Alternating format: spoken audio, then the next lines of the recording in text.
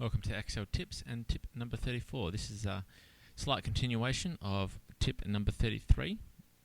If you didn't see tip number 33, don't worry, I will take you through it all the same to make sure that you're up to speed with forms and form control. So, what we're going to do is we're going to have a look. We've got a massive amount of data here, but which we've charted, and you can see the chart's quite long and quite big. And often this can be a problem for users that charts get too big. So what we're going to attempt to do is create a scrolling chart. Now this is going to take some time, so set aside a good 5 minutes, folks, because we're going to need it all, to be honest. Now, in Excel 2010, you may not have the menu up, so a reminder to do that is customize the ribbon, and you go down to developer, and that will bring up the ability for you to put in form controls and ActiveX controls. As a reminder, it's slightly different in Excel 2003. You need to go to the View, Toolbars, and then Forms, and a box will either come up or it will come up on one of the toolbars, and that will be your form control bar. Now, in 2003, as I said, it's slightly different. It's got just forms, whereas this one's got ActiveX as well. So I'm going to do both for 2007 and 10, so you can see them both in action. So let's start by creating the toolbars. First we'll do the form box. So just create a toolbar here. A scroll bar here, and you can see I'm in design mode. I can right click on that and say properties, and let's link this one to cell B29 for no other reason than I like B cell 29. Minimum value 0, it goes for about 20 years I think, so I'm just going to pop in 20 here, incremental change 1, page change 5, and that should do for that one there. So that was on B29, so we'll say scroll, and that's the one we're actually going to use, but I'll also show you how to do it with ActiveX. So we'll just do another one underneath with ActiveX here.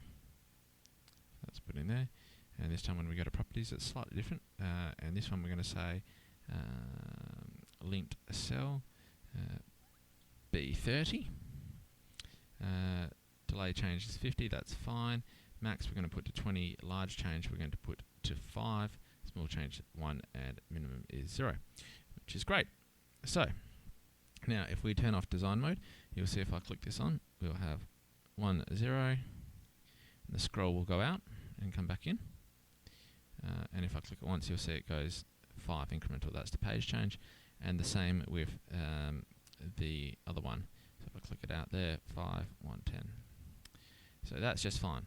Now we've essentially created some scrollers. So what we need to do is grab the titles from up here and say we want to create sales and years.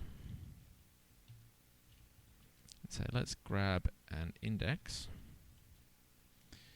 of this array here. Control Shift across. 4. We want row and column, row 1, and then column number. We want whatever this value is here, 4 plus 1. So we close that off, and we'll see we get 1986. Now we want this to run for 5 years. So simple plus 1. There's our 5 years worth of years, and then we'll say we want the actual data for it. Age lookup. Lookup value is that. Table array above. Second row and false. And we then have the values which we want to put across. We'll make them nice and neat again. And then as we scroll across, we'll see the data changes. Now I haven't linked up the ActiveX one. It's exactly the same principle.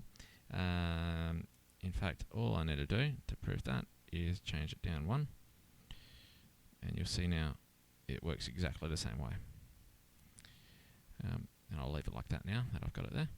So now we want to add a chart in. So we say insert, and we go to column. We'll select a column chart.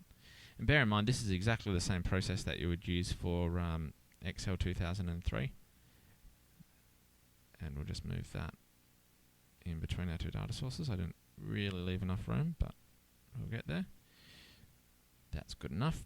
And we just want to change the data there. Edit, and we select the years. And there we have it, folks. As I change the axis, you can see the years are changing, and as is the data. And that's via ActiveX. And if I change it back real quick, this is going to be via the normal form control. And you can get a scrollable chart which can summarize data and allow you to view all the data on a smaller panel, which is very, very useful, especially for large cumbersome data sets.